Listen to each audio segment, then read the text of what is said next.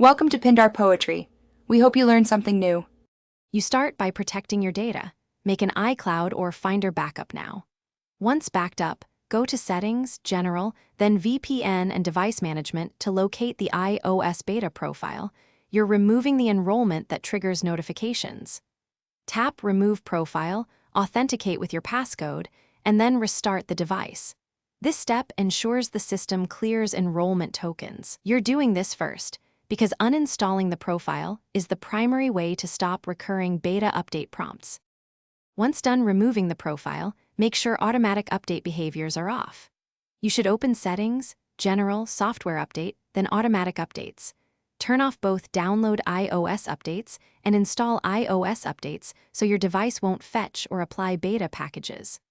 Also check that Low Power Mode or Manage Device Policies aren't configured to re-enable installs.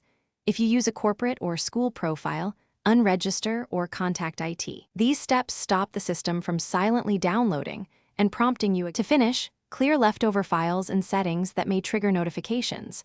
Remove any IPSWA files in Finder and check storage for partial downloads. Once done, you can reset network settings if update prompts persist. This clears cached update servers. If the notification still appears, restore the device from the backup you made earlier or contact Apple support for account-linked enrollments. Remember, restoring removes installed beta artifacts and returns update behavior to the stable public channel.